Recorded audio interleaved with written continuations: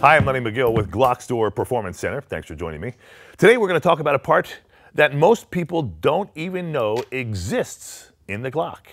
It's the Glock firing pin channel liner. That's correct, it's a channel liner. And most people don't even know it is there. Basically, the channel liner is a small plastic cylinder that helps guide the firing pin through the slide and make sure that the firing pin blade comes out of the breech face accurately and basically in the same place every time. So the firing pin channel liner, like I said, is a piece of plastic that surrounds the firing pin. And it's actually inside the slide. So it's going to sit in the slide right here like this. Now the channel liner itself does not come out when you take the firing pin out. So most people don't even know it exists. However, it is there, and it is a very important piece because without it, you would have the metal spring in contact with the metal slide, and that friction, that dynamic could cause wear on the spring, could cause binding and or wear on the slide as well. So Glock, in his wisdom, noticed, and being a plastics expert that he was, that a way to avoid that would be to use a plastic channel liner. It's a very inexpensive part. It goes into the slide and it stays there, basically. So again, most people don't know it exists. And in fact, in my disassembly reassembly video, the Complete Glock, we took the gun apart entirely, the entire way except for the channel liner. And I do mention that it's in there, but don't make a big deal of it. Now, so why is it a big deal to you? Well, a lot of times, especially in our business, we're customizing the slides. So we cut them, machine them, and then we also will finish them. And that process will sometimes, more than likely all the time, basically, will damage and or distort the plastic channel liner. Again, the heat of the refinishing process and the heat of the machining process and all the chemicals that are used to, basically coolants that are used to dissipate that heat will actually mess this thing up. So that being the case, we've got to remove them. And it's difficult because it's inside of the slide, basically sitting right here, and it's stuck there. So we've come up with a couple different ways to, one, remove them, pull them out, and then also to install them. That's really what I want to show you today. Not only the channel liner itself, but our channel liner tool. So let me show you that first. So we've developed a tool that allows us to install these, because installing them without this tool, more often than not, you end up breaking this because you've got to kind of push it in there, and you'll see as we get to that very shortly, because it is a friction tight fit.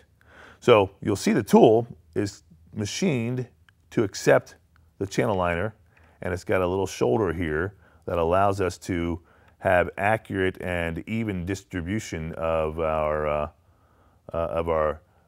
pressure to put this in, and I'll show you how that works in just a moment. So there's our channel liner tool that I want to show you.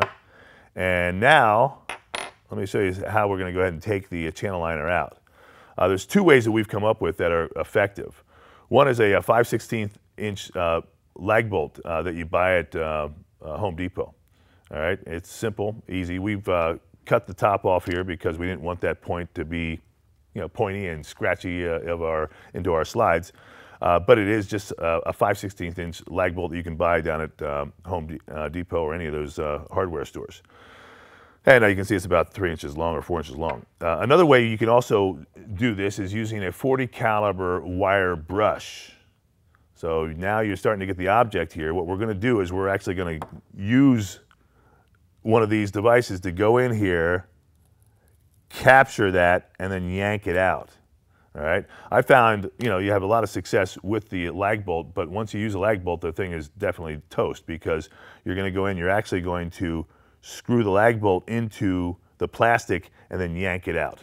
So that's the concept. So let me go ahead and take the one out that I've got here, then we'll install that new one. So basically we're just going to take this lag bolt, gently pop it in here so I don't have the metal on metal contact, and start to screw it on.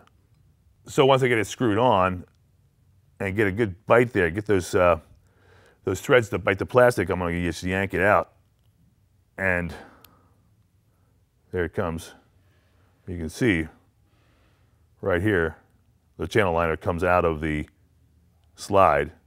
Relatively easy. Again, the key is this lag bolt. Guys have gone in there with dental picks and other things to try to drag it out.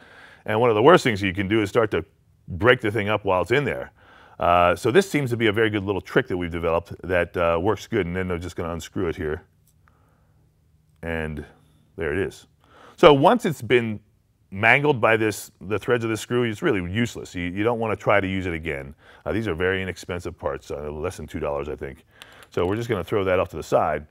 And now, installing the new channel liner. Again, you have to run the Glock with the channel liner. That's one of the reasons you don't need to oil the springs of your firing pin, okay? Be very aware of that. In fact, the oil will actually cause the gun to malfunction and or get gunked up, and it may not operate properly. So you want to run the springs dry for the firing pin assembly.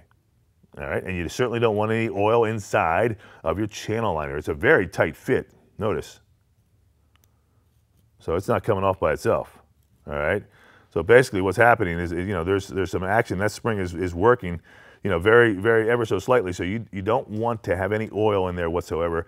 And the plastic is almost self-lubricating, all right? So that being the case, I'm going to take my channel liner installation tool. I'm going to mount the channel liner onto it. You'll notice the shoulder down here. And then get this slide stood up here and get this positioned and get it started by hand a little bit. And now I'm going to go ahead and take out my, my hammer and my hammer and punch set, but I'm just going to use the nylon hammer. And I'm going to just pound this thing down. And when I say pound, I'm going to gently give it a shot there all the way. Just look at it, make sure it's got to go all the way in there.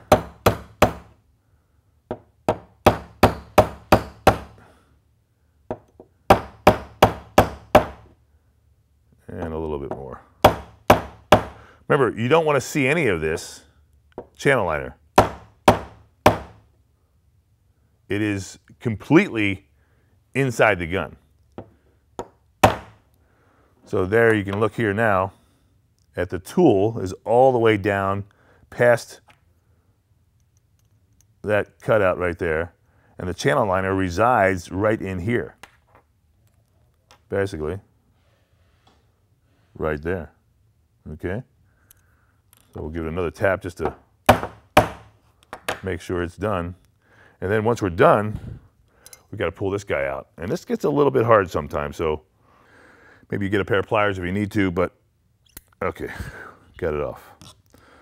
All right, so that's it. I mean, it's a pretty simple installation procedure, but you really need a tool to do it right because there's no way to get the, I guess the word is the even distribution of pressure onto that plastic piece without damaging it. And that's typically what people do is they'll get it started and they'll start to pound it down and they'll try to figure a way to pound it in there, and they end up damaging a piece of this, or breaking it, or cracking it, or flattening and mushrooming it a little bit. So you really need to have the tool. One of the other things I want to tell you about is make sure you don't use this thing as a punch. You want to keep this very smooth on the edges, just like it is. If this gets any burrs up on here, those in fact will dig into the plastic and it'll be very difficult to remove as well, or it could take the channel liner out with it.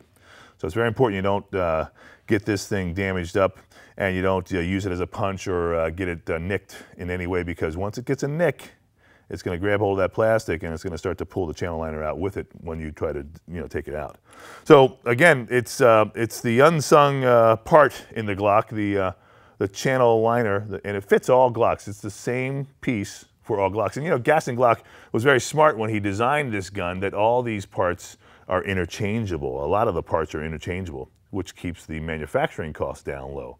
So it's amazing engineering, because the Glock is so reliable and such a great gun. But to do this properly and to understand about this part, you need to have the channel liner tool. And then, of course, to disassemble or to remove the channel liner, hey, run down to Home Depot and get yourself a 5/16 inch lag bolt. Or we found that a wire brush, a 40 caliber wire brush, will basically do the same thing. You just put it in there, twist it a couple of times, get it stuck, and then yank it out. So either way, you'll now know all about the channel liner. It's an item that we have in stock at almost all times because we go through a bunch of them. I hope you enjoyed watching this segment on this simple little tool and simple little part. But again, it's what makes the Glock the greatest gun in the world. I'm Lenny McGill. Thanks for watching.